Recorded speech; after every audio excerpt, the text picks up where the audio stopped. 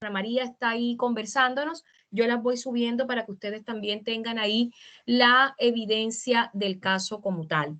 Entonces, por el día de hoy no vamos a acudir a nuestra plataforma Blackboard, sino que acudimos a la Teams para que sea mucho más amigable para nuestra invitada. Y el día de hoy vamos a terminar o a concluir la conversación que teníamos precisamente con el Tribunal Constitucional, que de una u otra manera yo también ahí sentí que lo dejé un poco a medias, y vamos a dar precisamente cuál es la función que tiene el Tribunal Constitucional en Chile, que es un órgano, ya lo habíamos conversado. Yo voy a hacer una breve recapitulación y voy a empezar a partir de ahí, para efecto de. Ya, permítanme un segundo, y ahí estamos. El Tribunal Constitucional en Chile está implementado desde la Carta Política de 1925. Es un órgano jurisdiccional, a pesar de que no pertenece, como ya también lo he recabado, al Poder Judicial, pero tiene funciones de carácter judicial, o sea, tiene funciones de carácter jurisdiccional. Es un órgano colegiado, y cuando quiero decir colegiado es que está compuesto por varios ministros. Se estima que es el órgano autónomo e independiente y que tiene la función principal de ejercer el control de constitucionalidad. Esa es fundamentalmente la función que tiene el tribunal de las leyes, el control de constitucionalidad de las leyes como tal. Entonces, el tribunal, ya también lo conversábamos, está integrado por 10 miembros, que también gran parte de ese tribunal se le ha dicho que está muy polarizado o muy politizado, que son 3 los miembros que son designados por el presidente de la República, que los otros 4 miembros restantes también están designados por el Congreso Nacional. 2 los elige el Senado y 2 la Cámara de Diputados con autorización del Senado. Y los otros 3 restantes, para hacer un total de 10 miembros, los elige la Corte Suprema en una suerte de votación secreta. Yo también ya lo había conversado. Los ministros del tribunal tienen una duración de 9 años en su cargo, tiempo bastante extenso, a decir a ciencia cierta. Hay renovaciones de ellos, sí, hay renovaciones. También había comentado que cuáles eran los requisitos que se necesitaban precisamente para poder ser ministro del Tribunal Constitucional, y era que por lo menos tener a lo sumo 15 años de egresado, de abogado, de título de abogado, haberse destacado fundamentalmente en la actividad profesional, haberse destacado, por supuesto, en la actividad pública y privada, y no tener ningún tipo de condena o pena aflictiva, sobre todo en materia penal, que pudiese inhabilitarlo como tal. Los miembros del Tribunal Constitucional particularmente tienen una característica fundamental, y es que son personas de alta trayectoria, que de una u otra manera, como ya también les comentaba, y esto puede sonar muy reiterativo, ellos son los custodios de la Carta Política, y de una u otra manera también han sacado, y también era gran parte de lo que quería hoy conversarles y de lo que también Fernando Atria mencionó, que la próxima convención o la convención constitucional realizará una exhaustiva evaluación de este artículo 92 de la Carta Política y subsiguientes, por supuesto, porque también el Estado o el tribunal ha estado como en el ojo del huracán. De hecho, ha existido la posibilidad latente de que se pudiera suprimir el Tribunal Constitucional y crear, como se dice, una nueva corte que básicamente es la que impera en muchos países de América Latina y pueda verdaderamente funcionar como guardiana, ¿no? No como un tribunal que hoy por hoy, como les digo, está en el ojo del huracán por considerarse muy politizado. Y Fernando Atria, para hacer un poco, y ya salirnos un poco de este contexto tan esquemático que tenemos con la diapo, claramente, Fernando Atria siempre ha dicho que el Tribunal Constitucional requiere una suerte de cambios que va desde las reformas a los nombramientos de sus ministros e integrantes del pleno, del tribunal como tal, a también eliminar este control preventivo de constitucionalidad por parte de las leyes, que opera como una suerte de barrera para que las leyes no sean o tengan una suerte de barrera, sí, o filtro para poder ser promulgadas como tal. Yo en este último aspecto estoy un tanto en desacuerdo. ¿Por qué razón? Porque una de las funciones principales y prevalentes que tiene precisamente el Tribunal Constitucional es el análisis del control de constitucionalidad, es decir, el match que de una u otra manera el código, estaba aquí viendo mis códigos, el código orgánico de tribunales o el código de procedimiento penal o el código penal debe tener una suerte de compatibilidad, es decir, de match.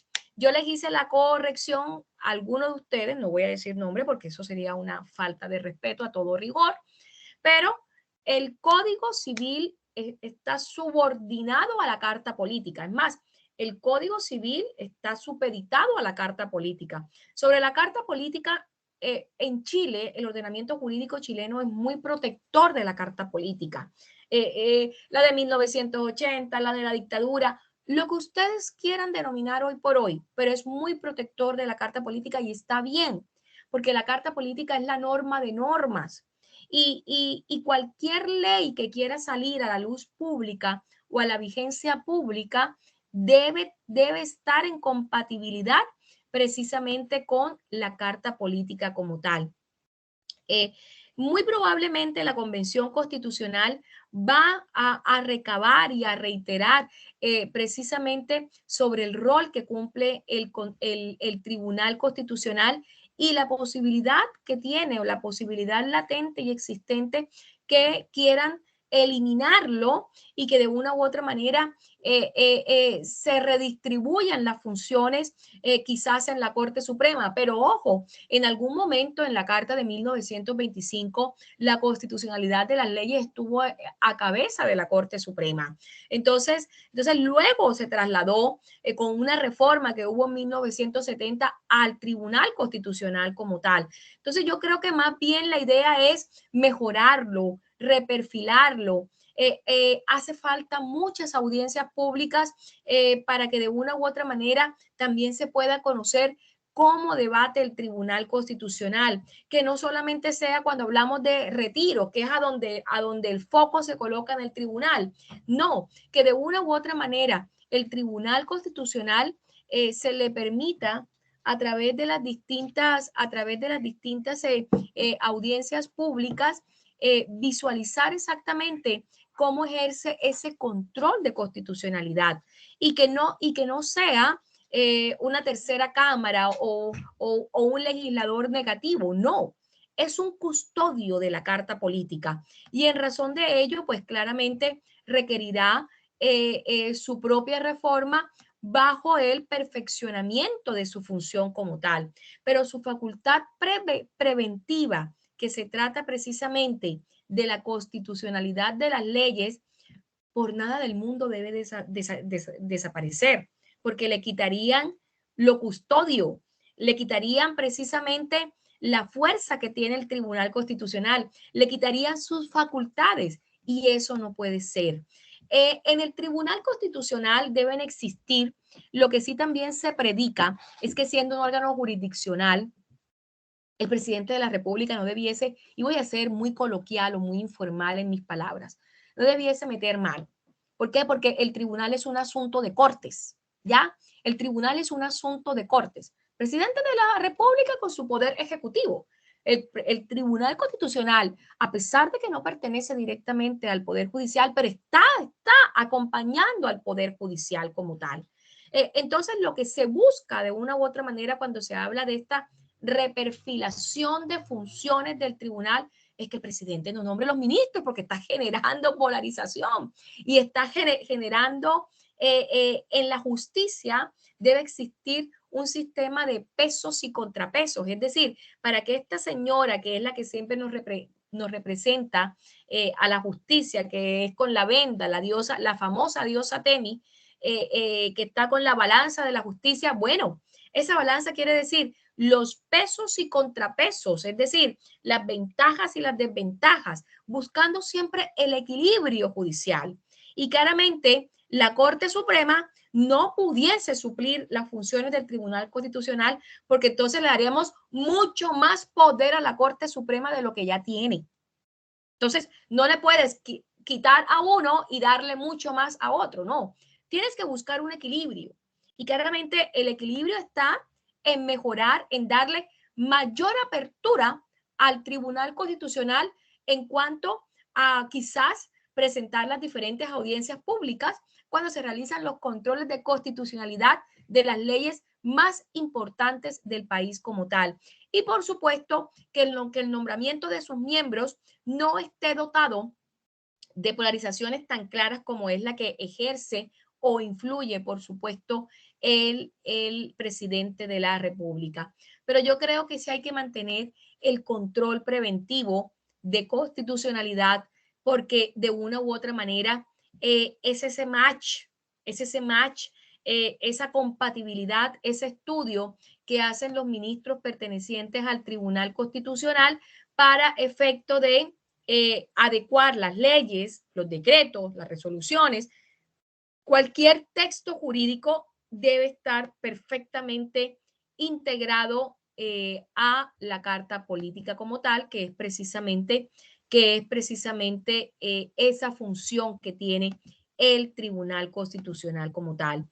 Bueno, yo hablaba de las funciones, una de las principales funciones, ya también lo he recabado y reiterado, está precisamente en el control de constitucionalidad de las leyes como tal, de las leyes interpretativas, de las leyes orgánicas constitucionales, las leyes que fundamentan todos los sistemas orgánicos del país, carabineros, el Ministerio de Educación, el Ministerio del Medio Ambiente, el Ministerio de Energía, el Ministerio de la Mujer, la Fuerza Aérea, todo lo que cimenta la institucionalidad del país debe estar enmarcado.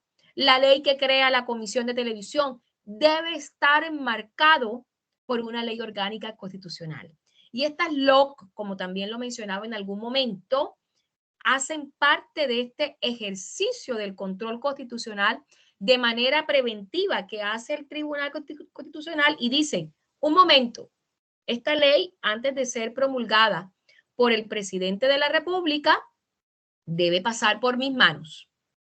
Y todas las cuestiones de constitucionalidad que también es más, la Corte Suprema está de una u otra manera supeditada cuando decreta autos acordados a lo que dictamine el Tribunal Constitucional. Así también sucede con la Corte de Apelaciones, así también sucede con el Tribunal Calificador de Elecciones, porque es una forma de control preventivo, de decir, todo lo que no esté de acuerdo con la Carta Política no puede salir a la luz pública como tal. Entonces, gran parte de las funciones de él está enmarcado en hacer ese control de constitucionalidad que no es más que el match, el estudio de compatibilidad con la Carta Política como tal. También tiene la función de que se presenta ante él, tiene que ser por intermedio de apoderado o de abogado, perdón, el recurso de inaplicabilidad por inconstitucionalidad. Cuando en esto básicamente voy a hacer cuando ha salido a la luz una ley que es contraria a derecho, ¿ya? Por ejemplo, la ley del matrimonio igualitario. Si hubiera o si existiera, y yo imagino que fue así, porque yo he estudiado mucho la Carta Política que data desde la reforma constitucional del año 2005, pero que de una u otra manera la anterior Carta Política tenía una suerte de restricciones en materia de derechos económicos, sociales y culturales. Y claramente, hoy por hoy, que estemos a la vanguardia, producto de la reforma constitucional del año 2005, que estemos a la vanguardia de ser un país que va a regularizar, a legalizar el matrimonio igualitario, que coloca en la misma instancia a hombres, mujeres, mujeres, es una suerte de bandera y de liderazgo único. Y claramente cuando nosotros vemos que esto está en compatibilidad con el respeto de la diversidad de género que hoy por hoy profesa la Carta de 1980, con el respeto de la igualdad, con el respeto de la no discriminación, hay una suerte de compatibilidad. Y esta ley tendrá que pasar por el Tribunal Constitucional para su estudio de admisibilidad, que con toda seguridad lo va a aprobar como tal. Pero cuando una ley es contraria a la Carta Política, claramente hay que dar lugar a aplicar un recurso que se llama básicamente el recurso de inaplicabilidad, el recurso de inaplicabilidad por inconstitucionalidad. Es decir, no es compatible esa ley porque no convive con la Carta Política.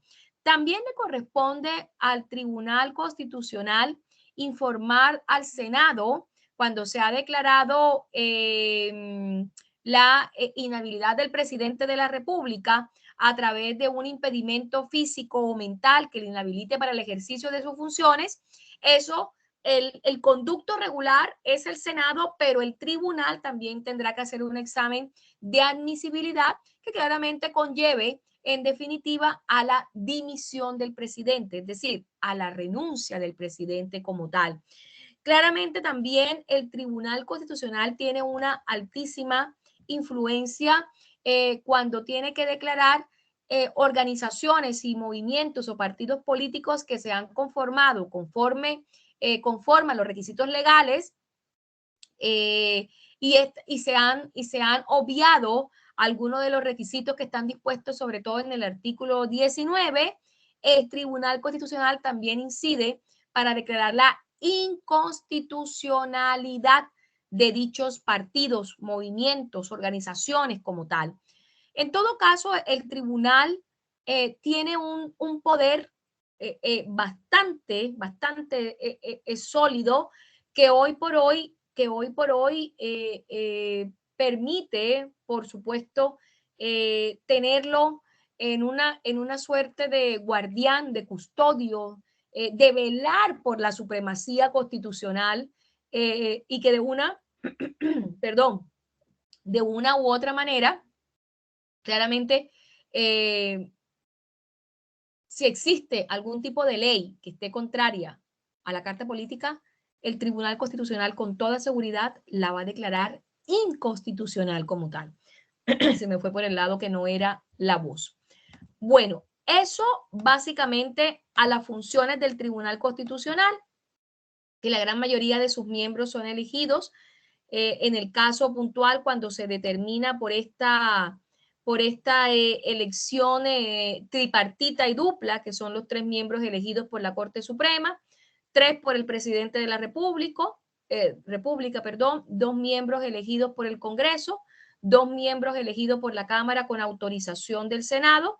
Estas 2 elecciones últimas, lo que son Senado y Cámara, se hacen con la anuencia o con la votación del quórum generalizado, que son los 2/3, y que son hoy por hoy los que operan para las elecciones o las votaciones, mejor aún, que tiene la Convención Constitucional como tal.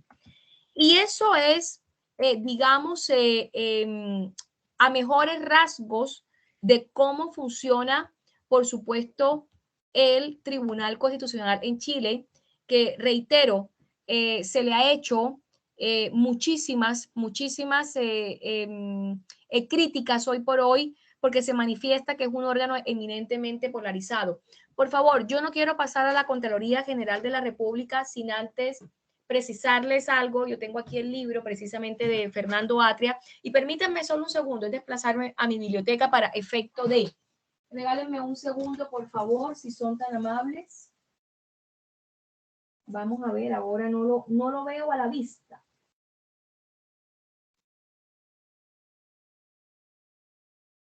Un segundo, por favor.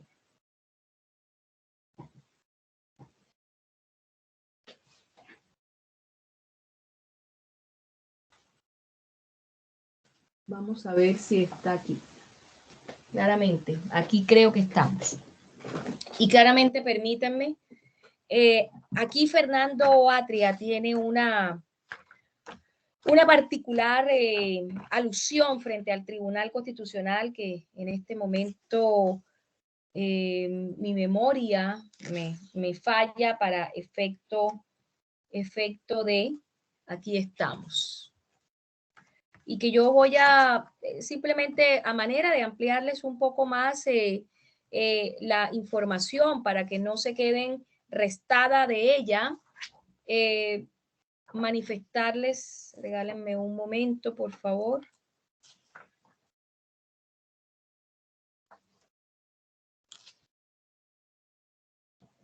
Por cuenta de Fernando Atria, él hubiera ya reformado el Tribunal Constitucional.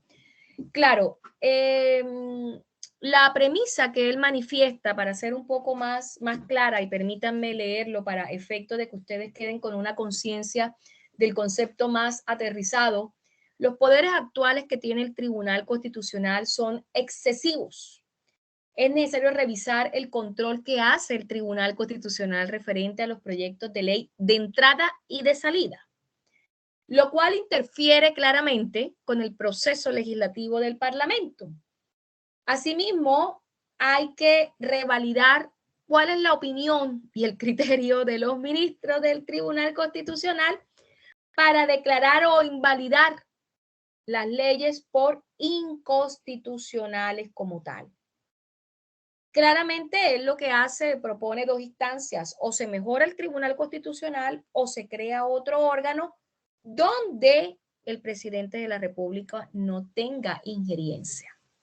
Claramente el Tribunal Constitucional debiese ser una corte que mejore las garantías constitucionales, reconozca a los pueblos originarios y refuerce el derecho a no discriminar en la educación. Él lo habla como de ejes temáticos articulados que el Tribunal Constitucional debiese haber legislado, debiese haber discutido en audiencia pública y no se ha hecho.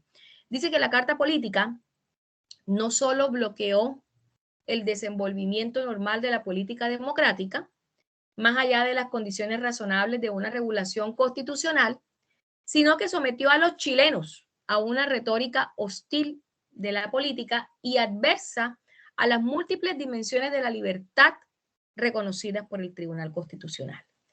Entonces, remover el Parlamento es desestructurar los cimientos constitucionales de cualquier Estado, cuestión con la cual yo estoy de acuerdo, porque el órgano legislativo es fundamental. Si no, el orden de los pesos y contrapesos se altera y queda un poder con más peso y el otro con mayor debilidad.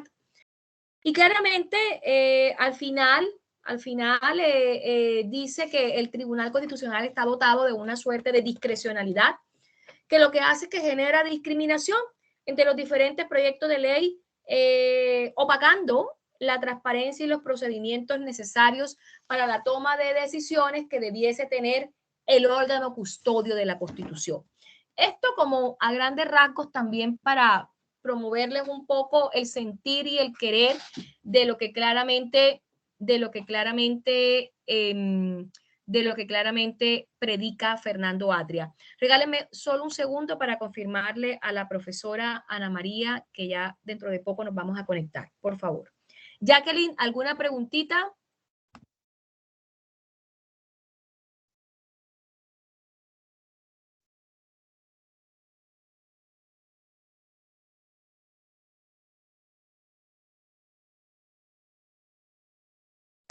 Profe, está sin audio. ¿No se escucha? Ya. Ahí estoy. Jacqueline, ¿alguna pregunta? Que veía que se quería como hablar, como... Bueno, entonces ya ahí dentro de poco tenemos a Ana María. Bueno, vamos con la Contraloría General de la República, habiendo ya un poco, sobre todo, dado la mirada que tiene Fernando Atria respecto del Tribunal Constitucional. Bueno, no solamente él, ojo, Francisco Zúñiga, también Urbina, también da lugar precisamente a esta mirada de esta reforma que tiene que tener el Tribunal Constitucional y que hay un momento muy oportuno y es el actual. referente precisamente a la Convención Constitucional, que con toda seguridad va a ser objeto de amplia discusión. Las funciones, porque se ha mirado más bien como un órgano político, en lugar de ser un órgano de carácter constitucional, con funciones jurisdiccionales, teniéndolas todas para ser un órgano custodio pleno. Vámonos a la Contraloría General de la República y pasamos, como dicen los periodistas, radicalmente de contexto. Y ese básicamente pasamos de los órganos de control jurisdiccional a los órganos de control administrativo como tal. Y es que esa es precisamente la función que tiene la Contraloría General de la República, que es una entidad fiscalizadora o es el ente fiscalizador superior de Chile, con un carácter autónomo, y de rango constitucional. Permítanme un segundo, por favor. Ahí se está integrando Andrés. Muy bien. Y claramente cuando yo les digo que es un órgano de carácter autónomo, de carácter constitucional, es porque es el encargado de ejercer la legalidad de los actos de la administración pública. Es decir, todo lo que tenga que ver con el contencioso administrativo o con el orden administrativo en cuanto a los actos del Estado, la Contraloría General de la República va a estar ahí. Porque una de sus principales funciones es precisamente fiscalizar el ingreso y la inversión de los fondos fiscales municipales y de los demás organismos y servicios que determinen, por supuesto, las leyes. El Contralor o la Contraloría General de la República es la encargada de examinar las cuentas de las personas que tengan a cargo, por supuesto, bienes fiscales y municipales y en el fondo de llevar la contabilidad general de la nación. Entonces, es todo lo que tiene que ver en cuanto a órganos de la administración pública. Bueno, hay una función principal que tiene la Contraloría General de la República y es precisamente la toma de razón de los actos de la administración. ¿Qué quiere decir eso? La validación, la legalidad, la compatibilidad, mejor aún, de esos actos de la administración con la carta política. Pero en el fondo, la toma de razón no es más que la validación o actuación mediante la cual se señala que el decreto o resolución se encuentra conforme a la Constitución y a las leyes de la República. O en mejor de los casos, de manera procedimental, ese decreto o esa resolución no tiene ningún vicio ni adolece de ningún tipo de inconstitucionalidad como tal. Entonces, y que es compatible, por eso reitero un poco así como en el resalte, y que es compatible precisamente con la Carta Política. Bueno, la Contraloría General de la República data desde hace mucho tiempo, desde el año de 1927, y que claramente vino o desde hace mucho tiempo, claramente vino a cumplir esa función de velar por la gestión pública del país como tal. Pero fue, al igual que el Tribunal Constitucional, en el año de 1925 que se contrata la famosa misión Kemmerer, sí, así, dirigida por el alemán Edwin Walter Kemmerer, espero haberlo pronunciado adecuadamente. Venía de la Universidad de Princeton, bueno, todos sabemos lo importante que es dicha universidad, y propuso más bien en la palestra pública la confección de un órgano que estuviera dirigido a servir mejor como tribunal de cuentas o que tuviera a cargo la contabilidad general del país y que tuviera una suerte de inspección y fiscalización respecto de las platas de la nación como tal, de los dineros del erario público, ¿no? Entonces, claramente, digamos que ese fue el foco que se le implementó. Luego hubo una suerte de reformas y ya hacia el año de 1947 se le otorga con la ley, que fueron de las primeras leyes, la ley 7.627, si la memoria no me falla, la promulgación a la Contraloría General de la República, rango constitucional, y en 1953 se crea su ley orgánica, que es precisamente dando lugar a todas las funciones y atribuciones que tiene precisamente la Contraloría General de la República. Si nosotros observamos el capítulo 10 de la Carta Política chilena, ahí vemos, por supuesto, cómo se vislumbra la Contraloría General como un órgano autónomo y el cual, primero está el tribunal, en el artículo 97, 98 de la Carta Política, empieza todo ese listado de atribuciones y funciones, por supuesto, que se le asignan a la Contraloría General de la República. Ah, bueno, ahí está el artículo 98. Menos mal que no estaba como tan lejos. La Contraloría General de la República está dirigida por una persona que se llama precisamente el Contralor General de la República. Y el Contralor General de la República, sí, aquí viene Jacqueline, aquí tú me preguntabas un día, profe, pero a mí no me parece que el hiperpresidencialismo sea tan exacerbado. Bueno, aquí vamos viendo cómo también el presidente de la República designa el Contralor General de la República.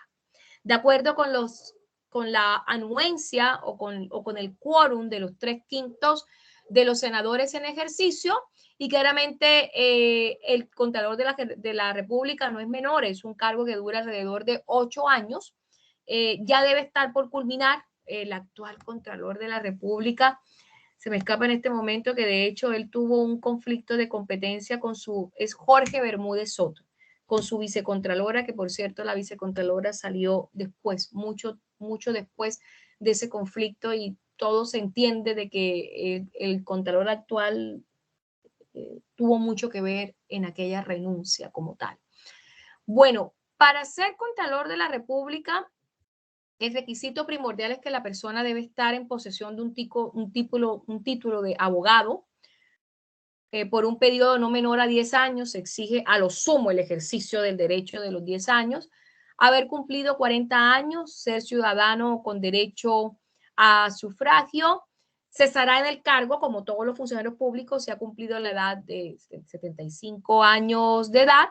Y claramente el Contralor de la República no puede ser reelegido para el periodo siguiente como tal. Y aquí vemos una supremacía de poder respecto de precisamente del presidente de la República, quien designa al Contralor General, con la subcontralora. Ese fue el conflicto que tuvo y que obviamente desencadenó en la renuncia de la misma. El subcontralor general de la República reemplaza al contralor en periodos de vacancia, en tareas muy fundamentadas o muy precisas que establece precisamente el Contralor de la República.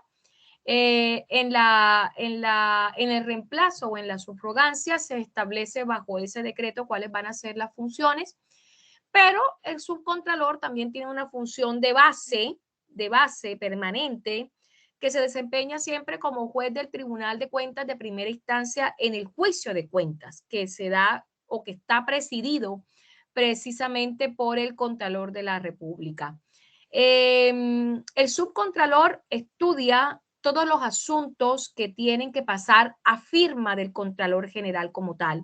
El subcontralor proyecta los informes que deben ser suscritos por el Contralor General de la República.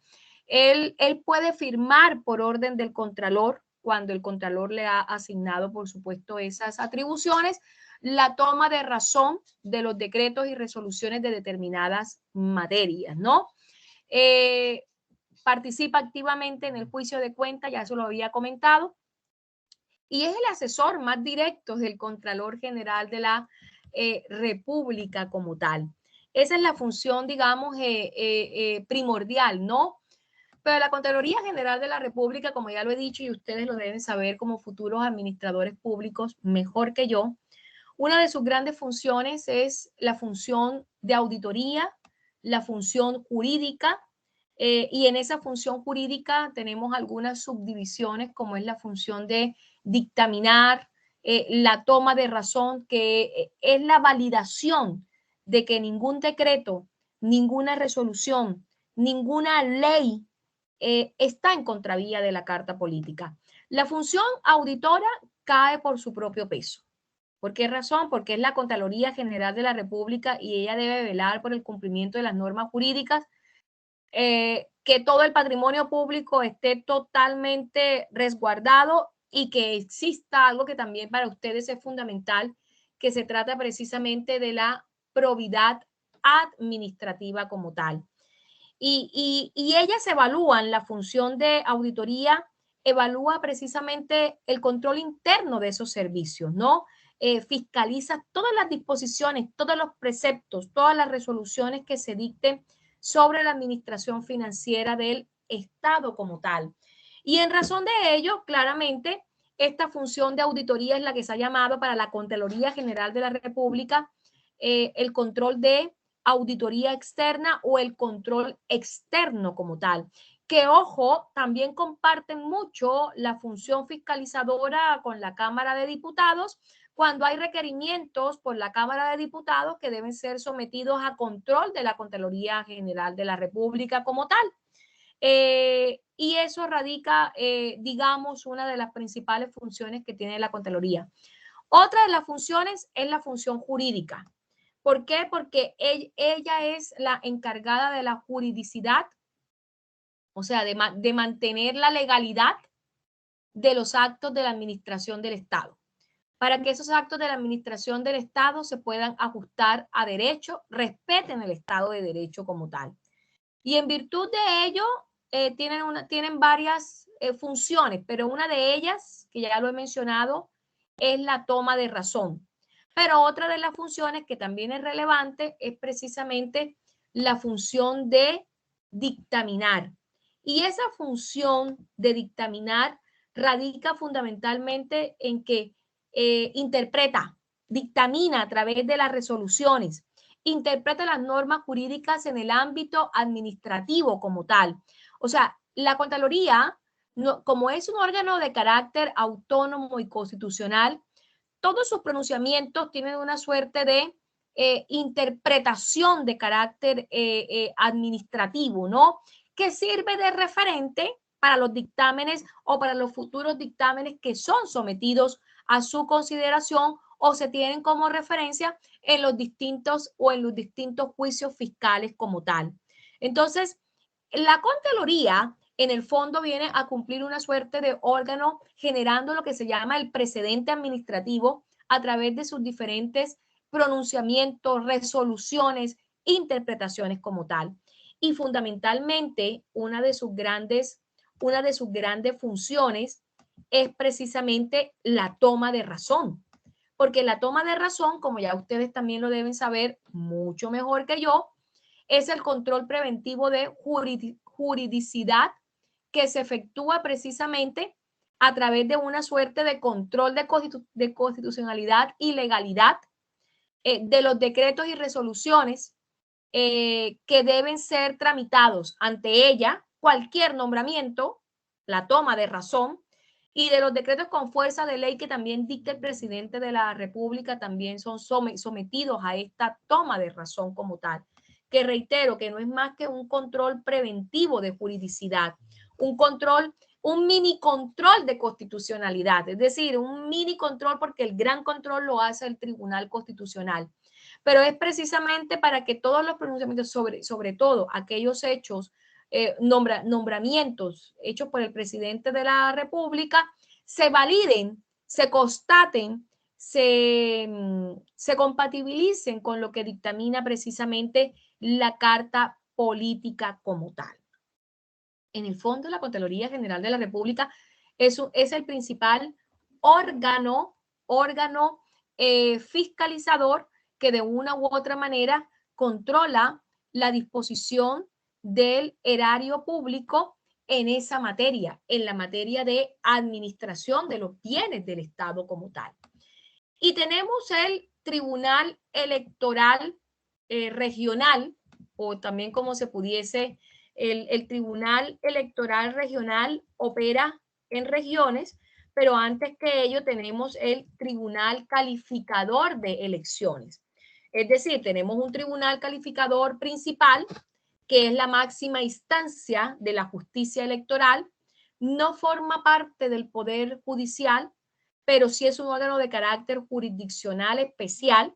Bueno, su principal asiento a nivel de desempeño está en Santiago, por supuesto, y tiene como tarea fundamental el análisis, el escrutinio. Él va a cumplir una función primordial e importantísima en el 19 de diciembre, ya la cumplió, por supuesto, en noviembre, y califica, él determina al final quién es el presidente, quién ganó las elecciones, quién es el presidente de la República, pero también determina quiénes son los miembros que integrarán, por supuesto, el Congreso Nacional.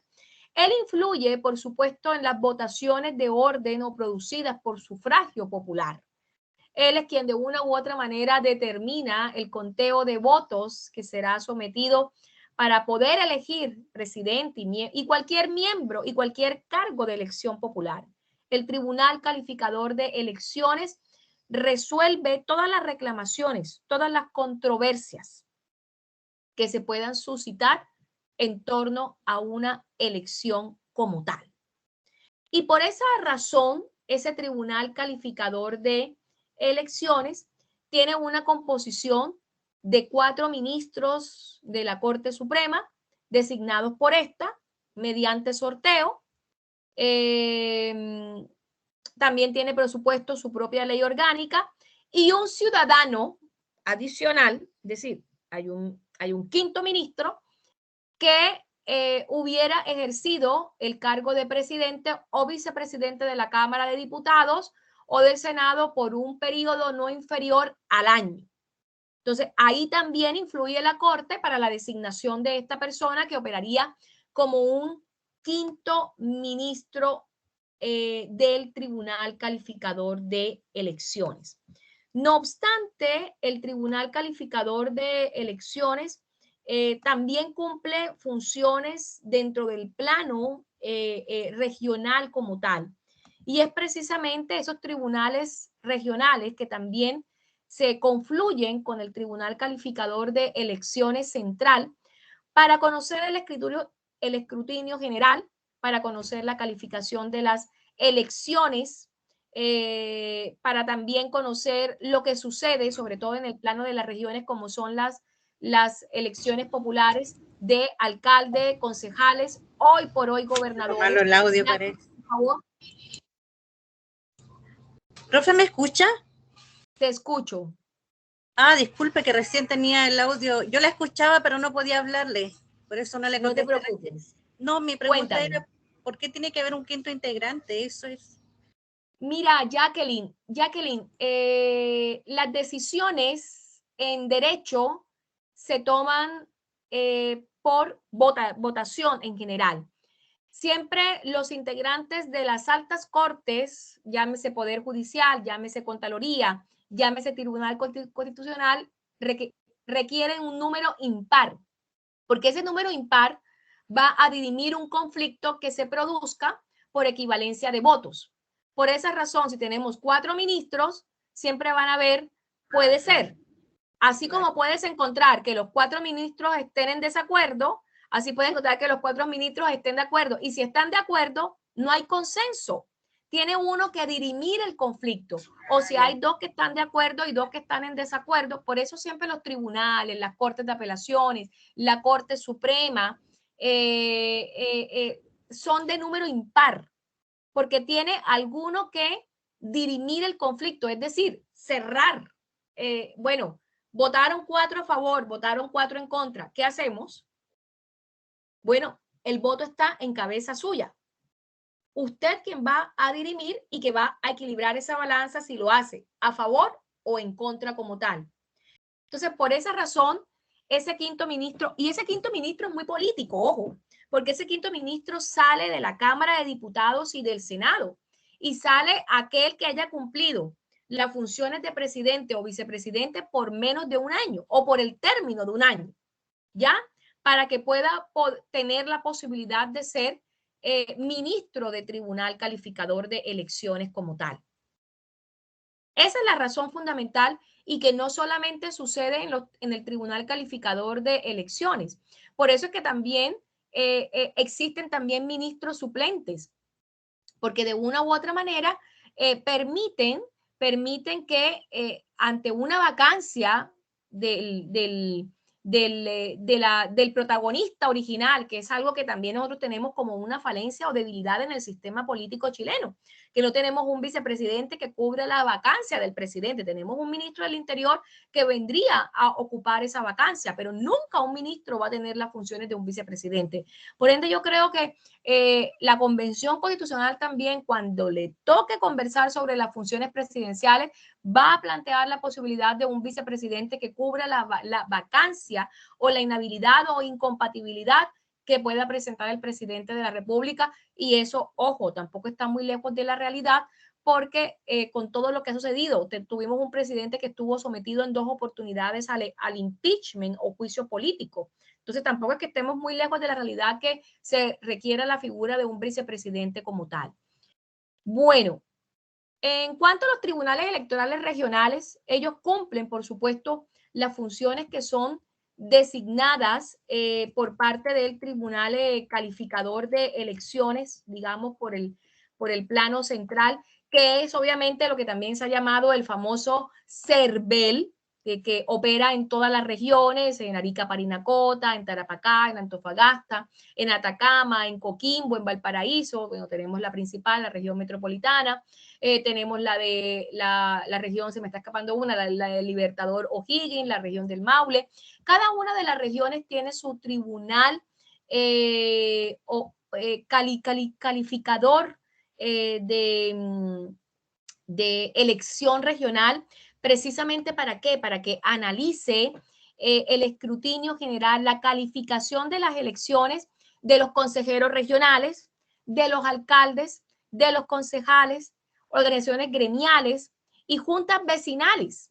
Esa es la función primordial que tienen los tribunales electorales regionales, y toda esta información se sube básicamente al Tribunal Calificador de Elección, que viene a operar como una segunda instancia. Se hacen los reclamos ante el TER, el Tribunal Electoral Regional, y si no se queda satisfecho con la respuesta del TER, se puede acudir, por supuesto, al Tribunal Calificador de Elecciones como tal.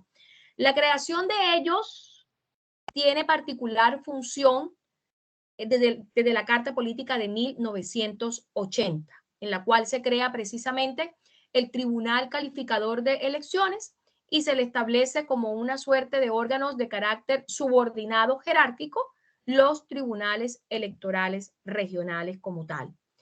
Cada tribunal electoral regional está integrado por 3 jueces ministros, que son denominados ministros igual que la misma categorización que tuviese el Tribunal Calificador de Elecciones. Y aquí también, precisamente, 2 de los cuales son designados por el Tribunal Calificador de Elecciones, y el tercero, como una suerte de dirimición de contienda, dirimir el conflicto, por la Corte de Apelaciones de la respectiva región. Los ministros de los tribunales electorales regionales duran 4 años con posibilidad de reelección. Esto depende mucho de incidencia o influencia o de concepto por parte del Tribunal Calificador de Elecciones. Y con esto terminamos un poco estos órganos de control, órganos de poder jurisdiccional que se suman a las funciones indirectas del Poder Judicial, pero que siguen manteniendo su autonomía e independencia como tal. Eso, chiquillas. Preguntas, dudas, inquietudes como tal. No, profe, ninguna. No, Sí, profe. Hoy estuvo como más clarito.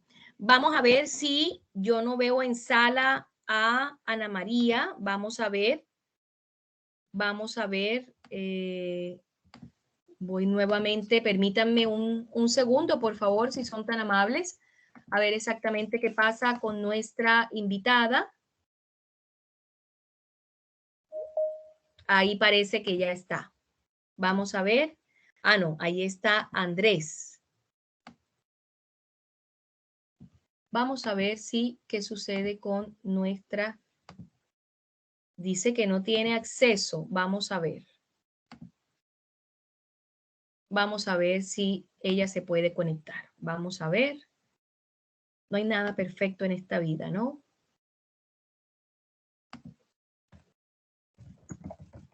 Cálenme un segundo, por favor.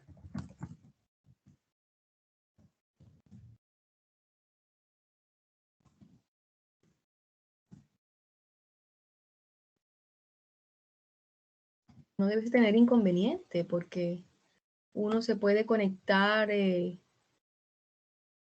desde el link o el enlace directo.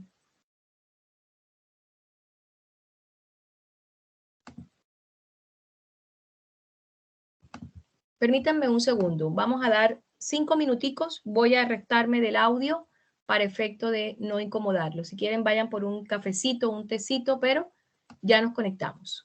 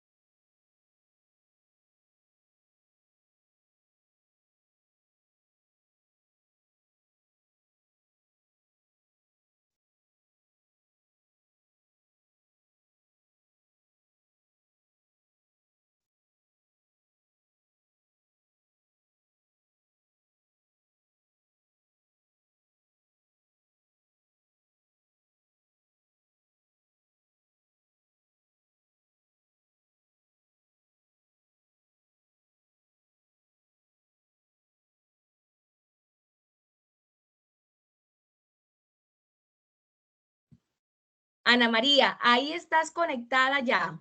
Permíteme un segundo. ¿Me escuchas? Sí, tú me escuchas. ¿Me escuchas bien?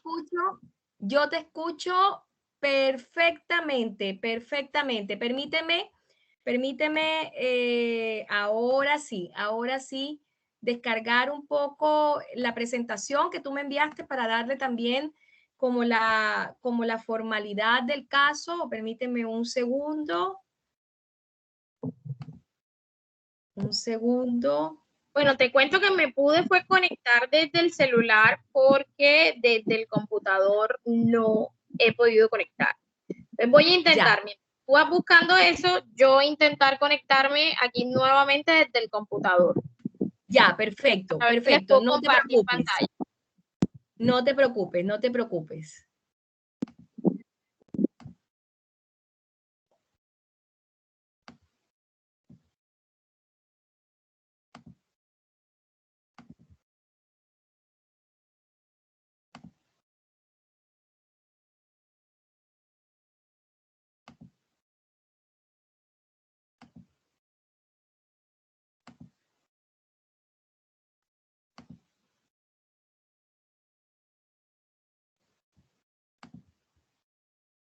¿Qué me sale? Vamos a ver.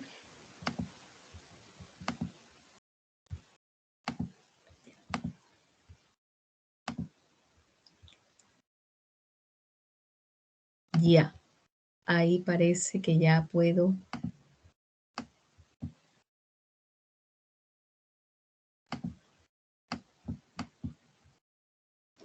Se va tan rápido. Bueno, Ana María, ¿ya te lograste conectar? Pues desde el cel estoy conectada, no sé si me ven vertical, si se ve bien. Podemos hacerlo desde aquí, cuando más, pues yo te comparto las diapositivas Sí. de lo que vamos a compartir pantalla. ¿Quieres compartírmelas y mientras tú vas hablando, yo te las voy duplicando?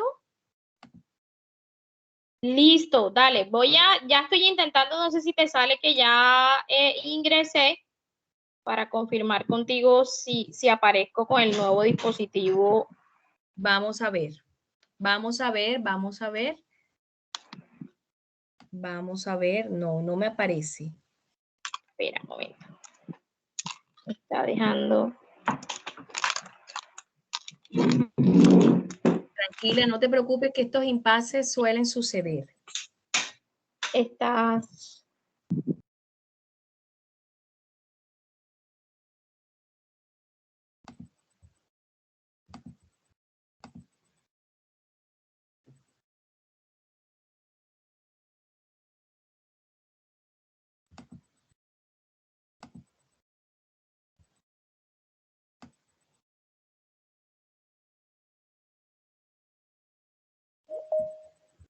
Vamos a ver, ahí. Ahora sí, Ana María. Sí. Tienes un eco y parece que cierra el celular para que Ya puedas. lo acabo de cerrar. Lo acabo de cerrar Ya. para que funcione desde acá. Ahora sí, ahora sí. Bueno, no te preocupes, no te preocupes, Ana, que estos impases técnicos suelen suceder. Por Parte del favor, diario vivir de la virtualidad.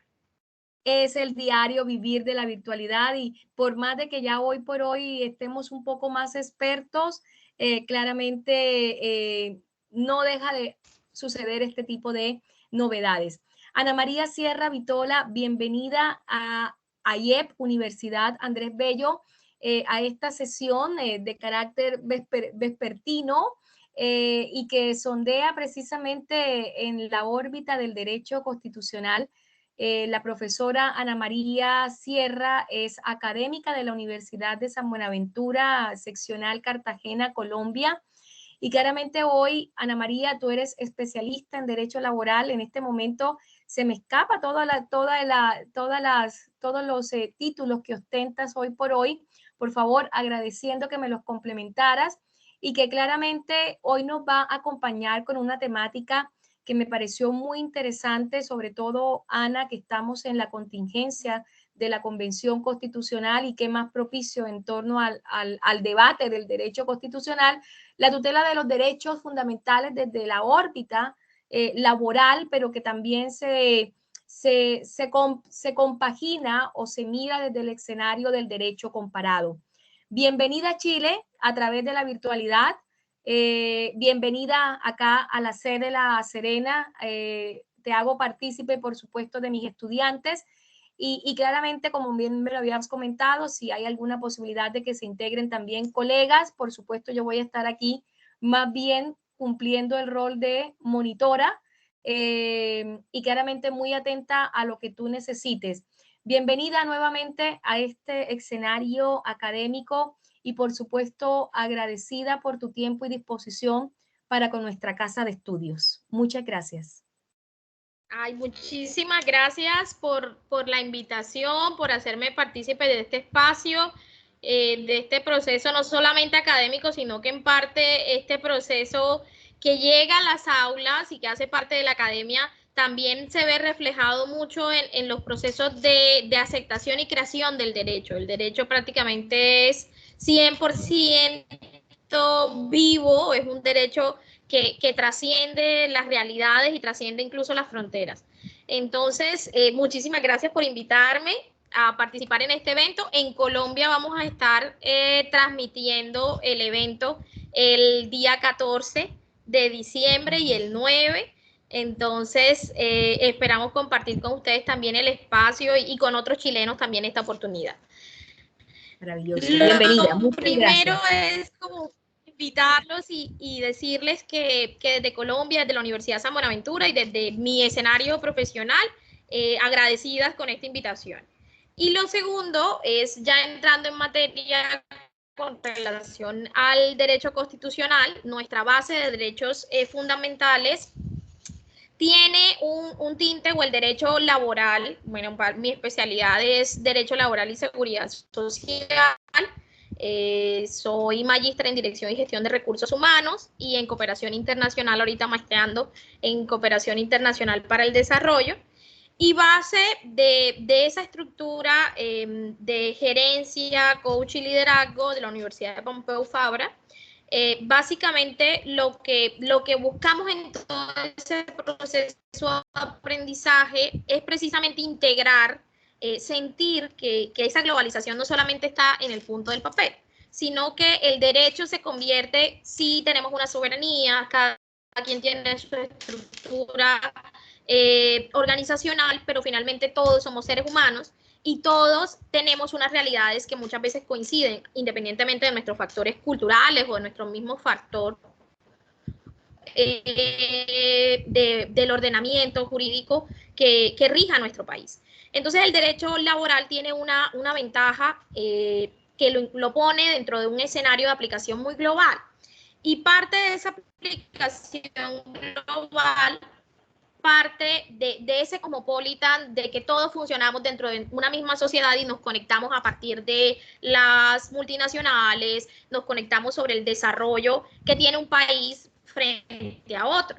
Y ese proceso va ligado también a cuáles son los derechos, cómo podemos de alguna manera ir trabajando desde los estados para buscar que las personas tengan esas garantías o esos principios de valor que son parte de los procesos de los textos abiertos de las constituciones, es precisamente generar principios o axiomas de valor que le permitan a las personas interpretar las normas, trayendo a su ordenamiento jurídico todos esos derechos que inicialmente pueden ser derechos humanos y que parten de esa base del concepto global del derecho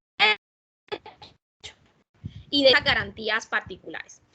Entonces, cuando nosotros aterrizamos en lo que tiene que ver no solamente con esa internacionalización del derecho, sino en lo que tiene que ver con la constitucionalización del derecho como el arte de materializar todas esas garantías, todos esos deberes, todos esos axiomas específicos que componen un derecho fundamental, vamos a partir de la base de que esos derechos fundamentales algunas veces están directamente vinculados a lo que tiene que ver con los derechos humanos, con ese derecho laboral que tiene una base o que entiende que esas personas que están ejerciendo esos roles dentro del derecho laboral, llámalo trabajador, llámalo empleador, llámalo dentro de esa revisión, incluso pueden ser un sindicato, o el ente regulador, ese gobernante, finalmente también es un ser humano. Entonces, todas esas características van a ir a identificar qué es eso que nosotros debemos incluir. Pero para nosotros saber qué debemos incluir, lo primero que tenemos que identificar es qué tenemos dentro de esos derechos fundamentales, ¿verdad? ¿Qué dice esa Constitución chilena actual sobre esos derechos laborales? ¿Y cuáles son los que ellos consideran, cuáles son esos derechos fundamentales de los trabajadores? Entonces, a partir de ahí, nosotros vamos a comenzar a ver ese derecho o esos derechos fundamentales como aquellos derechos y libertades que va a tener toda persona por el hecho de ser persona. Entonces, entendemos que ese trabajador, que ese derecho laboral, que no puede ser entendido en la dimensión únicamente de regular o de garantizar esos derechos de los trabajadores, sino que tiene que estar pensando en que esos trabajadores también están vinculados a procesos económicos que tienen un desarrollo o que necesitan desarrollar una serie de actividades y que esas actividades tienen que tener una cobertura o garantía. Para ustedes, por ejemplo, ¿qué cobertura o qué garantías, antes de que entremos a ver esos derechos fundamentales, considerarían ustedes que les hacen falta desde su perspectiva como estudiantes y desde su perspectiva como futuros profesionales en derecho? ¿Qué consideran ustedes que eso le puede hacer falta a la Constitución? Hola, Andrés. Bueno, en cuanto a garantías, por ejemplo, el tema de la libertad de expresión, yo creo que es un tema que se ha debatido mucho en cuanto como garantía acá en Chile. ¿Cuáles son los límites? Porque existe un tema que es el negacionismo, con el tema, todo el tema de la dictadura y todo eso. Pero la gente que dice, oye, pero yo apoyaba a Pinochet, pero no por las cosas malas que hizo, ¿no? Entonces ahí también existe un tema de cuáles son las libertades, y por el otro lado también, o sea, ¿dónde están los límites? Y yo creo que ahí también hay falta de discusión. ¿Cuáles son las garantías de la libertad de expresión, por ejemplo? Pues son tan radicales como se dan en Estados Unidos, que prácticamente puede decirse cualquier cosa, o no, o tiene que tener una moralidad como existe en Alemania. No sé, eso. Muy interesante, Andrés, tu intervención, porque precisamente cuando hablamos de derechos y de libertades, tenemos que hablar también en cómo materializarlos, cómo garantizar, cuáles son esos mecanismos en los que yo puedo empezar a desarrollar esas o a convertir en realidad ese derecho vivo, cómo lo puedo llevar no solamente de la letra que están en las normas, sino que cómo lo puedo aplicar en la práctica. Y para poderlo aplicar, lo tengo que convertir en un procedimiento, lo tengo que convertir en un proceso y lo tengo que convertir en esa materia prima, en ese derecho probatorio, en qué tengo que llevar al proceso para que se materialice mi derecho. Y en esa revisión particular, cuando nosotros hablamos de esos derechos fundamentales y que tú me dices, oye, ¿qué pasa con esa libertad de expresión? Entonces, ¿cómo puedo yo materializar esa libertad de expresión? Sí, va a depender no solamente de lo que yo quiera, sino también va a entrar en juego, de alguna manera, otros factores de poder, como el gobierno o el Estado, o cuáles son las políticas públicas, cómo funciona ese desarrollo, para yo entender cómo me van a ver o a interpretar ese axioma. Y ahí parte de la base de que todas las construcciones en términos de normas deben partir de un consenso. Y ese consenso implica que las personas quieran participar en esos procesos. Y esa participación en los procesos no puede ser únicamente a través de canales. Sí funcionan algunos a través de redes o funcionan a través de otros mecanismos, pero existen unos canales o vías en las que nosotros podemos buscar que se materialicen esos derechos. Entonces, ¿cuál es la idea? Que las personas conozcan cuáles son, si yo, ¿cómo puedo defender cuáles son mis derechos? Yo puedo defender cuáles son mis derechos cuando los conozco. Si yo no conozco mis derechos, pues claramente los pueden estar vulnerando, pero yo no sé que tengo derecho a eso.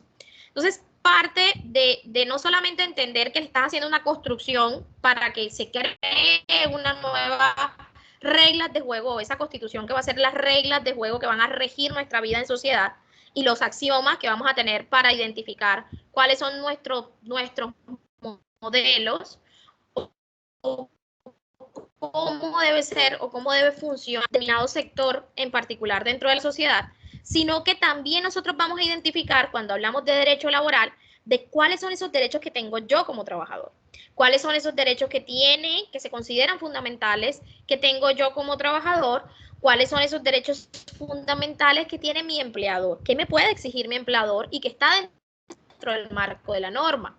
¿Qué me puede exigir el gobierno a mí como trabajador, que soy finalmente un ciudadano? Porque yo no dejo de ser persona por el hecho de ser trabajador. O el empleador no deja de ser persona y es objeto de deberes y de derechos por ser empleador. Él también es persona, o puede ser incluso una persona jurídica, ¿verdad? Pero esa persona jurídica está compuesta o conformada por diferentes personas que pueden ser personas naturales y que son seres humanos en el fondo. Entonces, el derecho constitucional va ligado a entender que, o la tendencia del derecho constitucional está pensada jurídicamente y desde el punto de vista sociológico a entender que todos somos seres humanos y que esos seres humanos van a ejercer diferentes actividades en el desarrollo de su vida, de lo que hacen en la sociedad, de cómo yo me conecto con las empresas, cómo yo me conecto con los trabajadores, cómo yo me conecto como ser humano y cuáles son esos mínimos de garantías. Cuando hablamos de derechos fundamentales, entonces hablamos de esos mínimos de garantías que deben respetarse a esa persona que es sujeto de derecho. Entonces, ser sujeto de derecho no es solamente tener acceso a esos derechos, sino también tener acceso a esos deberes que yo debo cumplir por el hecho de ser o trabajador o empleador o ciudadano simplemente de un país. Entonces, dentro de eso, cuando hablamos de derecho, y por eso la doctora Ariana me dice que es que me encanta el tema de hablar de tutelar derechos fundamentales en términos del derecho laboral, porque es que el derecho laboral tiene un pensamiento en algunos lugares de Latinoamérica en donde se determina que el derecho laboral es solamente para aquel que trabaje como dependiente. No es que todos somos trabajadores, independientemente de que seamos trabajadores o que seamos independientes, todos hacemos parte del derecho laboral dentro de alguno de los roles, o porque somos empleadores, o porque somos funcionarios y nos toca aplicar de alguna manera ese derecho laboral y convertirlo en un derecho vivo, o porque somos trabajadores y nos toca vivir esa experiencia de que exista otra persona que subordine nuestras labores, o porque somos independientes y vamos a tener conexiones laborales a través de diferentes tipos de contrataciones con otras personas para poder ejecutar la labor, porque finalmente, y ahí vienen los diferentes tipos de contratación, pero en últimas a todos nos va a tocar ese derecho laboral. Entonces, el derecho laboral está llamado a convertirse en un derecho constitucional, porque esas garantías van ligadas al ser humano, a la esencia del ser humano, a cómo nosotros nos relacionamos económicamente, cómo participamos dentro de esa sociedad y cuáles son esos roles que nosotros vamos a ejecutar. Entonces trasciende un poco más a esa definición básica que a veces aprendemos en algunas universidades y que nos vamos de pronto con esa idea de que el derecho laboral es única y exclusivamente para regular esas relaciones del empleador con el trabajador, pero donde pareciera que solamente el que tiene derechos es el trabajador y que no tiene derecho el empleador, o pareciera al revés, que el trabajador tiene muchas garantías y que el empleador no tiene derecho a nada. No. En este es buscar un equilibrio entre ambas partes, en donde lo que queremos precisamente es que se respeten los derechos de ambos. Y ahí es donde llegamos al consenso de los mínimos, de cuáles son esos mínimos o esas garantías que tiene el derecho laboral, y yo lo extendería un poquito también a lo que tiene que ver con la seguridad social. ¿Ya? El trabajador, digamos, en Colombia tenemos derechos fundamentales que van ligados al derecho al trabajo. El derecho al trabajo es un derecho fundamental, pero ese derecho al trabajo como derecho fundamental también va ligado a ese derecho fundamental que tienen las personas a la seguridad social. Y esa seguridad social muchas veces deriva de un contrato de trabajo o deriva de la posibilidad que tiene la persona de tener la afiliación a esos sistemas de salud y poder de ahí tener atención y poder de ahí entonces preservar su vida. a través de garantías. Entonces, el derecho laboral comienza a cumplir una función social dentro del desarrollo de un país que va ligado no solamente a ese derecho al trabajo, sino que va ligado a yo saber cuáles son esas, a identificar cuáles son esas prestaciones económicas que tengo, cuáles son esas prebendas, a saber identificar cuáles son esos derechos, a qué equivalen, cómo funcionan en la práctica, cómo los puedo exigir. Todos esos procesos hacen parte de que realmente se construya un derecho vivo. Si yo, por ejemplo, en la construcción de una constitución me dedico a generar axiomas abiertos que no están definidos, que tienen que entrar a ser interpretados y digo, todos tenemos derecho al trabajo y lo dejo de manera global, el trabajo implica muchas cosas. Entonces, tienen que entrar a definir a través de la interpretación qué es eso exactamente que denominamos trabajo. ¿Y cómo vamos a entender esos límites para poderlos llevar a la práctica? Es que yo tengo derecho al trabajo y el derecho al trabajo como derecho fundamental va a partir de la base de que a mí me lo tienen que garantizar, porque me lo tiene que garantizar la Constitución, me lo tiene que garantizar las leyes y yo tengo que entender que dentro de los ordenamientos jurídicos, cuando hablamos de constitución, estamos hablando de la norma de normas. Estamos hablando de una norma que tiene prelación al momento de hacer su aplicación. Entonces, no es que yo pueda llegar como empresa y regular una relación industrial y decir, me vuelo la Constitución, porque es que en esta empresa mando yo. No. En esta empresa sí puedes mandar tú, bien. Pero ese mando yo tiene unos límites que van ligados a la Constitución, que van ligados a las leyes de la nación, y esas leyes se van a desarrollar en el marco de la Constitución, porque es que si no están limitadas por derechos fundamentales y si no están limitadas por esos axiomas general de interpretar, yo puedo sacar leyes que digan perfectamente que es que aquí en esta empresa se trabajan 24/7 y las personas tienen turnos de 24 horas los 7 días a la semana y no hay descanso. Entonces tú dices, sí, pero un ser humano puede realmente llegar a ese punto.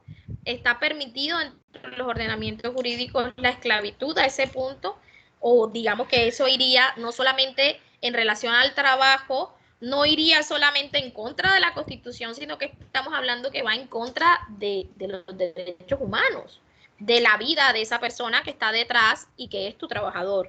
Entonces, en esa perspectiva, toca comenzar a entender que los derechos fundamentales, en términos de derechos laborales, tienen que entender la esencia del trabajador, que sí hay una subordinación, sí, que estamos sometidos cuando nosotros accedemos a ser parte de relaciones laborales. Finalmente, nosotros estamos de alguna manera vendiendo en una retribución que se llama salario nuestro tiempo, nuestras habilidades, nuestras capacidades personales para prestar un servicio. Pero esa prestación del servicio tiene que estar limitada y uno de los límites principales dentro de esa prestación de servicio es precisamente entender que detrás hay un ser humano. Lo que pasa es que yo tengo necesidades, ese ser humano puede tener necesidades, sí, ese ser humano puede decir, oye, es que a mí, yo necesito el dinero y yo necesito que a mí me pongas la mayor cantidad de turnos posibles porque yo me quiero ir de viaje y yo quiero hacer el mayor dinero posible en el menor tiempo posible, porque yo igual gozo de las mismas 24 horas, 7 días a la semana. Entonces resulta que de esas 24 horas, 7 días a la semana, yo me impongo una cantidad de horarios que son superiores a mi capacidad máxima de respuesta. ¿Qué va a hacer eso? Directamente proporcional a la persona. Si tú aumentas la cantidad de exigencia, inmediatamente la persona va a disminuir el rendimiento. Porque es que no es lo mismo que yo esté sereno, que yo haya descansado para llegar a prestar un servicio a que yo no tenga el derecho. Mi rendimiento va a disminuir. De pronto no disminuye en el primer día porque yo soy joven, porque hace parte de mi proceso, pero después va a disminuir, porque va a llegar un momento en que se van agotando esas fuerzas. Entonces hay que entender que los derechos fundamentales dentro del área del derecho al trabajo no solamente van ligados a las necesidades de las personas, ni solamente van ligados a los intereses económicos o a los intereses de los gobiernos, sino que van directamente, y esa es la primera premisa que quiero traerles, que los derechos fundamentales en términos de derecho laboral y en términos de tutelar esos derechos laborales van completa y absolutamente ligados a respetar esos derechos del ser humano, a respetar esos mínimos del ser humano. Y ahora veamos, y me gustaría como compartirles un poquito de lo que he encontrado que tienen ustedes en la Constitución actual de la República de Chile, en los artículos 5 y 19. Y en el Código del Trabajo, en los artículos 2, 5, 292 y 485. No sé si puedo ya compartir pantalla o usamos de pronto la pizarra. ¿Tú puedes compartir pantalla, Ana María? ¿Tienes la flechita hacia arriba? Yo creo que sí, pero te confirmo enseguida que estoy aquí poniendo la pizarra.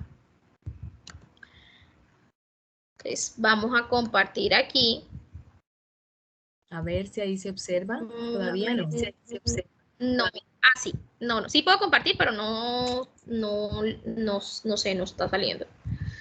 No está saliendo el Paint que quiero compartirles. La pizarra no sale.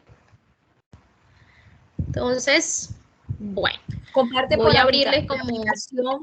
Exacto. Abre el archivo. Y casi siempre uno puede compartir por, vaya la redundancia, pantalla compartida. Sí, lo que pasa es que no me sale es el archivo que quiero compartirles. Es el que no me está apareciendo, así que voy a darle quitar y voy a compartir. Si no está en PDF, no se te aparece. Yo no sé qué pasa con el Teams últimamente. Hoy me comentaba... que no está compartiendo, sino en PDF. Sino en PDF. Bueno, lo tengo en PDF. Pero bueno, ya se los bajo en PDF, se las hago llegar contigo. Dale. Ya, voy no hay a problema. compartirles. Listo. Voy a utilizar entonces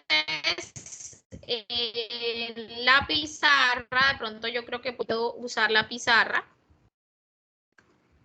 en el chat. Listo. Entonces, la primera de lo que vamos a trabajar es precisamente ese primer punto. ¿Cuáles de esos derechos que aparecen actualmente en la Constitución chilena son derechos humanos y son considerados derechos de los trabajadores, pero también son derechos humanos? Entonces, en ese primer punto podemos identificar varios. El primero de ellos es el siguiente. Resulta que nosotros encontramos que el primero y el fundamental de todos los derechos de todos los trabajadores es el derecho a la vida y a la integridad física del trabajador. Entonces resulta que dentro de ese derecho, que es un derecho fundamental, y yo debo preservar la vida de mi trabajador. Pero ¿quién la debe preservar? La debe preservar el trabajador, pues claro, su vida. Claro que tiene que preservarla el trabajador porque es la vida del trabajador. Si a ustedes lo pusieran a revisar, pues nadie se quiere morir. Bueno, casi nadie. Hay gente que a veces se quiere morir, pero por situaciones distintas. Pero digamos que en términos generales, el primero responsable de cumplir con ese primer axioma de ese derecho fundamental, que es el derecho a la vida y a la integridad física, es el trabajador a través de las medidas de autocuidado. Pero resulta que para que esas medidas de autocuidado estén ligadas a ese derecho fundamental, yo tengo que identificar que los riesgos o que los niveles de riesgo a los que las personas están sometidas son distintas dependiendo de la labor que hace ese trabajador.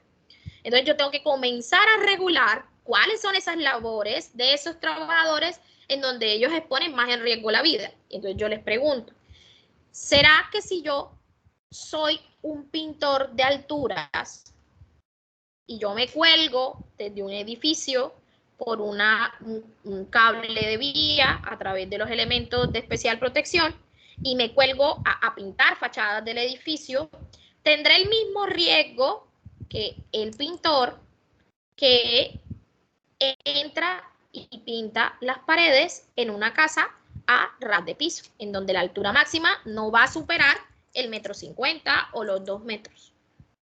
¿Quién tendrá mayor riesgo?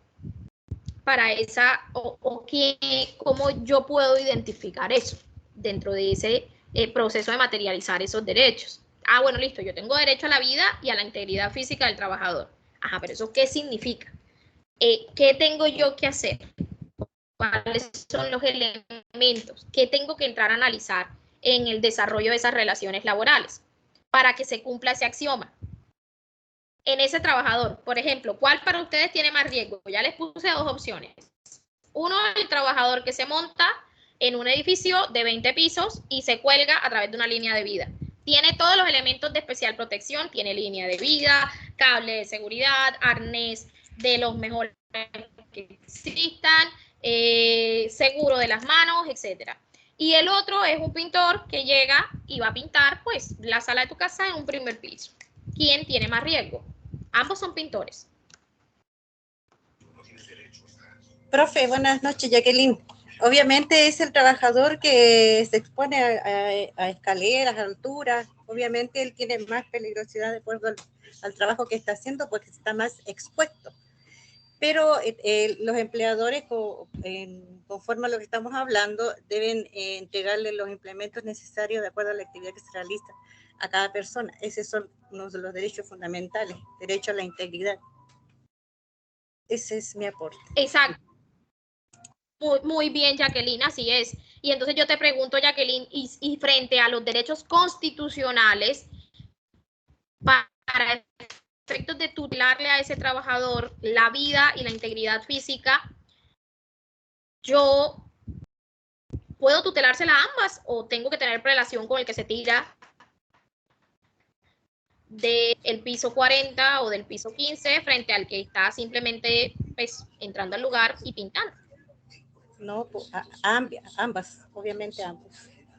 Tengo que, como es una garantía constitucional, Claro, ¿verdad? Entonces yo tengo que cubrirle a ambos trabajadores independientemente de cuál sea su actividad.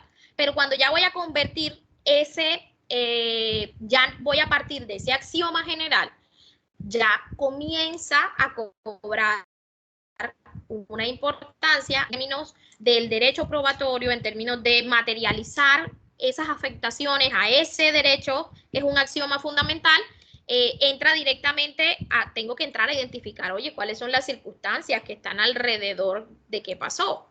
Y tengo que entender que en el derecho laboral, no solamente de Chile, ni solamente de Colombia, sino del mundo, el trabajador no debe morir. O sea, que ese es un derecho primario. Yo debo preservar la vida de mi trabajador. Mi trabajador no tiene por qué morir en el ejercicio de mi función, de mi actividad, de mi objeto social. No, mi trabajador tiene que preservar su vida, tiene que poder compartir con su familia, tiene que cuando salga del trabajo, finalmente su integridad física.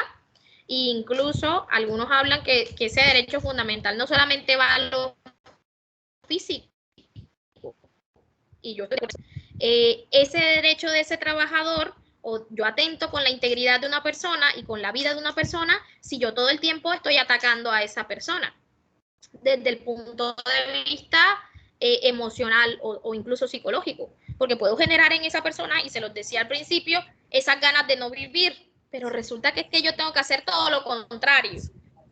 Yo para poder preservar, necesariamente necesito preservar la vida de mi trabajador. Profe, y a propósito de eso, también pasan casos con respecto a, bueno, yo lo he visto en parte de mujeres, pero en hombres también pasa. Las mujeres son muy, no sé si es la palabra perseguidas, pero no son muy bien valoradas en cuanto a su trabajo por estar porque son personas que son mujeres, una, y otra que están en edad fértil, que yo ya lo he dicho en anterioridad. Entonces, cuando las niñas o las jóvenes no tienen hijos y entran a una empresa, en el momento son bien valoradas, pero una vez que se embarazan ya no son bien vistas para las empresas, no son como poco valoradas. Entonces, después ya Entonces, se genera eso. No sé si en su país pasa lo mismo, pero yo lo veo aquí y y lo he entonces visto. empieza como una discriminación, ¿verdad? Y entonces Exactamente, sí. dices, oye, ¿por qué resulto entonces más costosa para esa empresa? O por qué esa empresa va a creer de alguna manera que ese trabajador, identificando desde la perspectiva de no solamente de la empresa, sino de que se comienza a crear como una especie de imaginarios alrededor, y que es parte de los procesos que nosotros tenemos que identificar cuando hablamos de derechos humanos. Y ahí tú lo vas ligando a algo que es esa relación constitucional que tiene que estar ligada a los procesos de género, a esos desarrollos en donde el derecho tiene que evolucionar y tiene que buscar formas de identificar cuáles son esas conductas de la sociedad que a nosotros nos toca parar y decir, no, esa conducta, tú la quieres hacer, listo, sí, eso te cuesta. Ya cuando las cosas comienzan a costarte, dejan o salen de alguna manera del escenario del diario vivir, que tú dices, ay, es que normalmente si una persona está en etapa productiva o está en la curva, en su mayor etapa productiva, pero es mujer, muy probablemente salga embarazada, y si sale embarazada, entonces la legislación laboral le va a cubrir a un monto determinado, le va a cubrir la licencia de maternidad, sea el país en donde sea. Y entonces resulta que eso a mí me va a generar un traumatismo en la empresa, porque va a generar un cambio, o porque entonces tengo que entrar y capacitar un nuevo trabajador, que entrar a un proceso de selección. Entonces todos esos procesos tiene que entrar ese axioma general que son los derechos fundamentales y decir, un momento, es que no podemos pensar así. Si nosotros como sociedad pensamos de esa manera, estamos vulnerando el derecho de esas mujeres. Estamos vulnerando el derecho de esas mujeres que van ligados a una familia de manera particular, o que estamos ligados a ese proceso de la reproducción natural, de las edades, independientemente de las edades en las que las mujeres decidan ser madre o no, porque en algunos países lo deciden muy jóvenes y es parte de un problema social y de salud pública. Y en algunos otros lugares, entonces hablamos, ¿no?, que las personas incluso no quieren embarazarse porque entonces pierden mi trabajo. Y hasta dónde eso puede entrar a afectar el desarrollo de una vida digna dentro de lo que yo voy a desarrollarme como ser humano. Porque independientemente de que yo sea un trabajador y en las empresas o el mercado global, yo soy un ser humano, y yo como ser humano quiero desarrollar no solamente mi espacio profesional, ni solamente mi espacio social, sino que yo quiero desarrollar diferentes áreas de mi vida o roles que tengo en mi vida o en mi existencia. Entonces, a partir de ahí, van a comenzar, el derecho comienza a dar respuestas. La mayoría de lo que se ha creado en términos del arte del derecho y de regular políticas públicas, desarrollo constitucional, ha sido en respuesta a factores y a procesos sociales que van partiendo de la base de yo comenzar a identificar cuál es una conducta repetitiva que yo tengo que parar en la sociedad para hacer reglas de juego que sean un poco más justas o equitativas frente a todas las personas. Y esos procesos o cambios sociales no se dan de la noche a la mañana. No es que yo mañana promulgo una constitución y salgo y digo, es que a partir de ahora ya nadie puede hacer esta conducta y chasqueo los dedos y mañana todo el mundo cumple la regla, y no, puede que sí. puede que no. Puede que la regla esté, pero que finalmente no la cumplan. Entonces tiene que entrar el Estado a regular, a promocionar, a organizar actividades para convertir eso que puede ser una iniciativa que venga del Estado o que venga de la sociedad o que venga de cualquier parte, de cualquiera de los factores de poder, y que finalmente lo que vas a generar es que todos comencemos a traer a la mesa, a dialogar y a entender que eso necesita o requiere atención. Entonces, y eso que tú me traes o eso que tú planteas, Jacqueline, me lleva a otro de los puntos que traía para compartirles en la clase. Y es precisamente que cuando nosotros hablamos de derecho comparado y cuando nosotros hablamos de entender qué funciona en una sociedad y qué o qué es lo que necesita un territorio para el desarrollo de las políticas públicas, yo tengo que entender que todos los territorios no son iguales, que todos los territorios no tienen las mismas necesidades, que yo puedo ver qué le funcionó allá y intentar ver si eso está acorde a los factores que caracterizan una sociedad como la mía. Entonces yo, por ejemplo, puedo decir que hay algunas cosas en Colombia que funcionan igual que en Chile, partiendo de que nuestro código civil colombiano es una copia del código civil chileno. Y entonces resulta que algunas de esas cosas funcionan dentro de nuestro ordenamiento jurídico. ¿Funcionan? Sí. ¿Son buenas? Sí. ¿Tienen cosas que no nos funcionan? Entonces toca entrar a regular eso que no funciona. Pero entonces resulta que yo también tengo que identificar cuáles son esas necesidades que yo tengo que cumplir. Pero cuando hablo de constitucional o de teorías constitucionales, yo tengo que partir de la base de cuáles son mis factores de poder, de identificar cuáles son mis territorios, identificar cuáles van a ser esos axiomas abiertos o fundamentos que me van a permitir no solamente revisar las normas que tengo hoy, sino que durante mucho tiempo me van a permitir generar líneas de interpretación de qué está jurídicamente bien dentro de mi ordenamiento jurídico y qué no está bien dentro de mi ordenamiento jurídico. Entonces resulta que como ellas son líneas interpretativas, permiten que tú generes cuáles son esos principios generales que cualquier norma que promulguen hoy, mañana, pasado, dentro de 10 años, dentro de 20, hasta el tiempo en que esté vigente esa constitución, tiene que ligarse a definiendo en un proceso esos mínimos y esos máximos en donde yo voy a permitir que las personas entren a regular esas relaciones que pasan dentro de una sociedad y que finalmente van a tener una respuesta o la sociedad se va a poner de acuerdo, así todos no hagan parte de la constituyente, todos tienen que tener a alguien que los represente dentro de ese ejercicio. Y dentro de ese, en teoría, como todos estamos representados, en ese ejercicio va a llegar es un consenso general que va a tener las bases de los axiomas básicos. Pero esos axiomas básicos tienen que tener como mínimo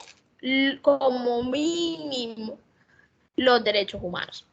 Porque esos derechos humanos no solamente son a orden constitucional, sino ya que ya hablamos a orden internacional, ya hablamos de acuerdos, ya hablamos del desarrollo de las personas y de los trabajadores como seres humanos. Entonces resulta que ese trabajador como ser humano no solamente tengo que preservarle la vida, sino que resulta que yo también tengo que preservar su integridad física. Y entonces en otro de los postulados cuando hablamos de derechos fundamentales que ver con la Constitución chilena actual, hablamos del respeto a la protección a la vida privada y a la honra del trabajador y su familia. Y entonces, ¿qué es eso de la honra? Que yo, ¿cómo voy a entrar a definir si con ese actuar que yo tengo afecto la honra y la vida privada de una persona? Que resulta, será que si de pronto yo tildo a una persona de ladrón estaré atentando contra su honra. O yo, porque soy su empleador, yo puedo decir que esa persona es un ladrón, porque es que finalmente esa persona para mí es un ladrón y yo puedo imputarle que sea un ladrón. Y ahí comienza el derecho constitucional a decir, no señor, que resulta que estos axiomas constitucionales implican que el derecho del otro empieza donde termina tu derecho. Entonces resulta que tú no puedes entrar a afectar el derecho de otra persona. Ah, que tú tienes derecho a la honra, sí, pero yo también. Entonces no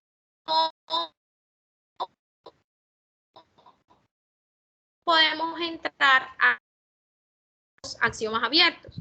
Entonces resulta que nosotros estamos poniendo son unas reglas de comportamiento. ¿Son normas? Sí, son normas de normas. Sí, yo los estoy buscando, lo que busco finalmente al llevarlo a nivel constitucional es entender que todas las reglas, independientemente de cuál sea la pirámide de Kelsen que utilice o la jerarquía de las normas que vaya a utilizar, la Constitución está arriba. Si tú lo regulas a través de un acuerdo, entonces va a estar abajo, y si tú lo regulas a través de una ley nacional, entonces será un poquito más arriba, pero todas esas normas tienen que ir ligadas directamente al proceso de construcción de sociedad. Entonces, en esa construcción de sociedad, vamos a partir de esos derechos que son fundamentales. Otros que hablaban mucho y que va ligado a la libertad de conciencia, las manifestaciones de las creencias y el ejercicio de los libres cultos. Y en ese ejercicio resulta que yo tengo que respetar independientemente de cuál sea mi posición, donde el trabajador puede tener la posición. Y que esa libertad o yo no la puedo vulnerar por posición. Entonces, dentro de ese ejercicio, yo tengo que comenzar a identificar unos límites en mi actuar, en mi discurso, en el desarrollo de mis políticas, en el desarrollo de mis comunicaciones, por ejemplo.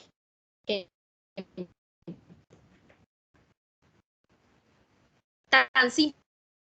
Hablamos de tutelar derechos. ¿Cuándo puede ser vulnerado ese derecho? Ese derecho pudo haber sido vulnerado a través de un comunicado público en donde se sometió a una persona a señalamientos que son discriminatorios en virtud de que esa persona es de un credo X. Y yo, como empresa, soy de un credo Y o de una creencia Y, para no poner nombres. Entonces resulta que como tú no estás de acuerdo conmigo y no creemos lo mismo, yo te tildo a través de un comunicado empresarial. ¿Estoy vulnerando tu derecho? Claro que estoy vulnerando tu derecho. Ese es un axioma que finalmente yo puedo entrar desde un escenario jurídico a probarte, a demostrarte jurídicamente que eso que tú estás haciendo va en contra de esas máximas en las que la sociedad chilena se puso de acuerdo y determinó que ese era el límite, que tú por ahí no podías pasar.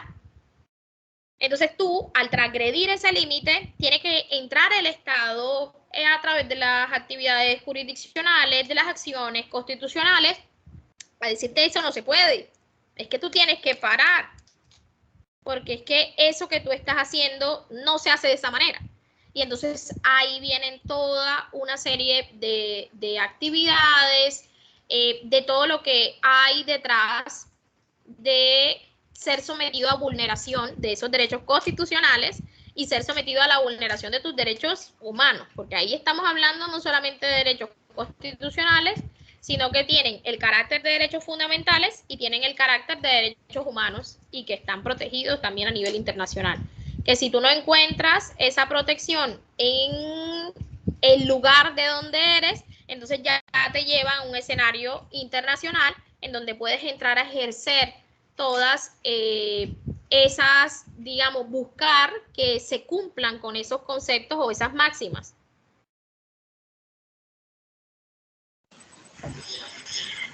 Ana María, mil gracias, mil gracias.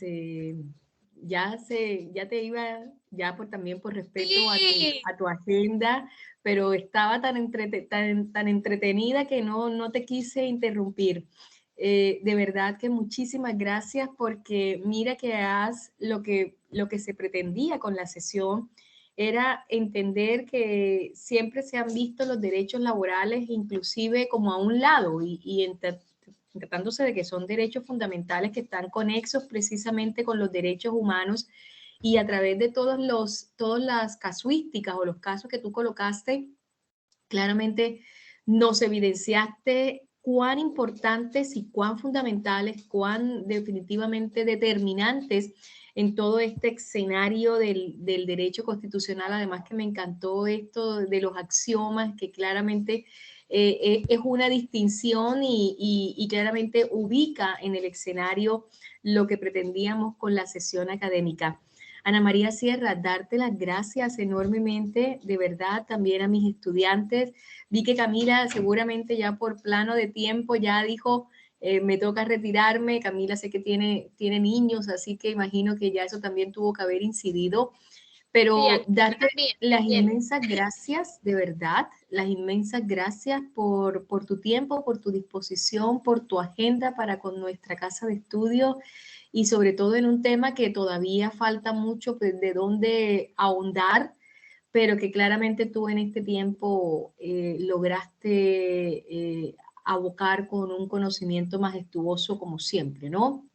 No sé si hay alguna pregunta en el caso de Andrés y Jacqueline que sea importante para nuestra invitada y despedirla el día de hoy.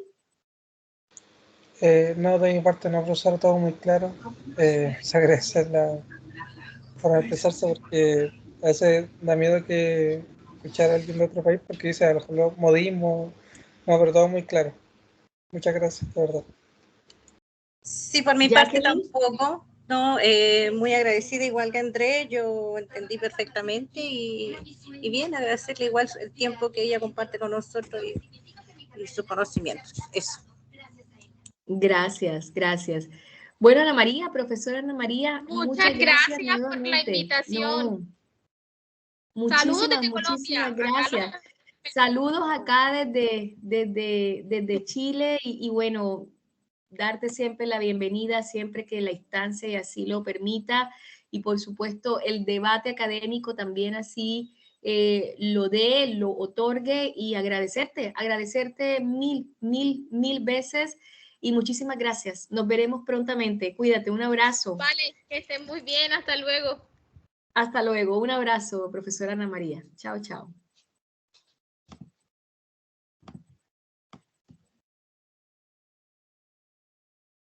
Y bueno, Andrés y Jacqueline, nos vemos Dios mediante el sábado.